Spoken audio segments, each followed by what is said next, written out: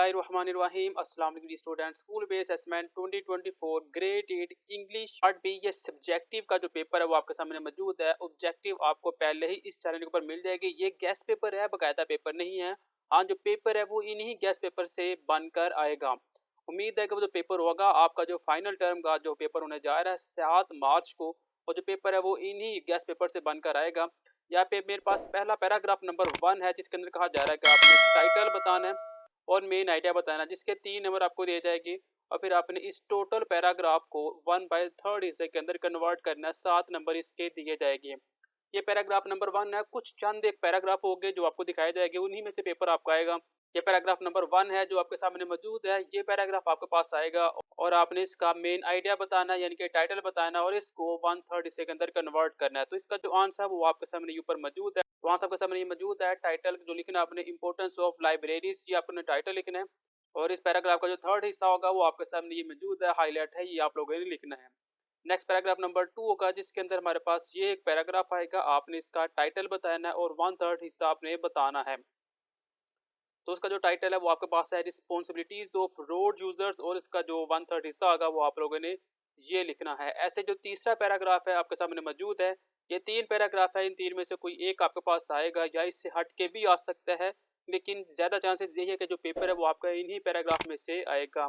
इसमें भी आपके पास ये पैराग्राफ मौजूद है। आपने क्या करना है, इसका मेन आइडिया बताना है और इसका 1/3 हिस्सा आपने लिखना है। तो जो टाइटल है वो आपके पास ये लिखा हुआ है, नेवर गिव अप, ये टाइटल होगा और 1/3 हिस्सा आपके पास ये मौजूद है। ये पैराग्राफ नंबर 4 है जिसका आपने टाइटल और 1/3 हिस्सा लिखना है। पैराग्राफ आपके सामने ये लिखा हुआ है, ये पैराग्राफ आएगा और आपने जो लिखना है टाइटल वो ये है और उसका जो 1/3 हिस्सा होगा वो ये दिया हुआ है। ये 4 पैराग्राफ थे जो आप लोगों ने तैयार करने हैं। इन 4 पैराग्राफ में से कोई एक पैराग्राफ आपको फाइनल टर्म पेपर्स के अंदर आएगा। नेक्स्ट मेरे पास एक डायलॉग है। डायलॉग जस्ट ये एक ही है, punctuality is a very good quality. आपने डायलॉग लिखना है टीचर और स्टूडेंट के दरमियान। तो डायलॉग आपके सामने मौजूद है। अगर आप लोगों ने ये तैयार करना है ये वाला कर ले। अगर आपने अपनी बुक से कोई और डायलॉग तैयार किया हुआ है टीचर स्टूडेंट के दरमियान, तो आप वो वाला भी कर सकते हैं।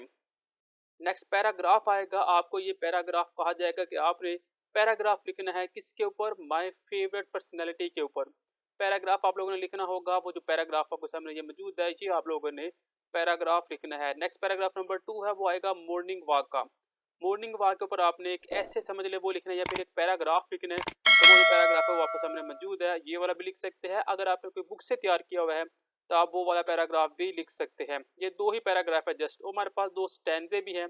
स्टैंजा नंबर 1 है जिसके अंदर आपको सामने ये स्टैंजा दिया जाएगा। आपने इसको पैराग्राफ के अंदर लिखना है, तो वो ये 1.5 लाइन लिखी हुई है। ऐसे स्टैंजा नंबर 2 आपके पास ये मौजूद है और आपने इसकी भी 1.5 लाइन लिखनी है।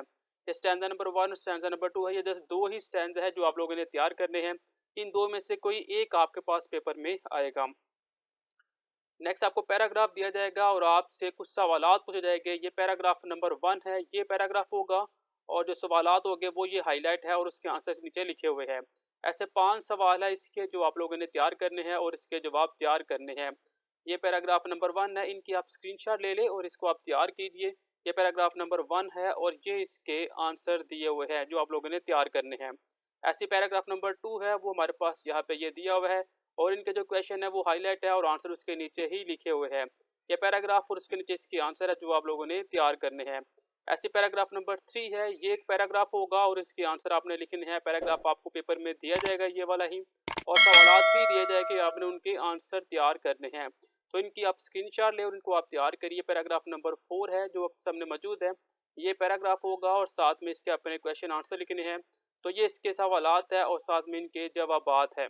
ऐसे पैराग्राफ नंबर 5 है, ये पैराग्राफ आपके पास ये मौजूद है। ये सवालात है और इसके जवाबात आपने लिखने हैं। सवालात के सामने जवाबात आपके सामने ये मौजूद है।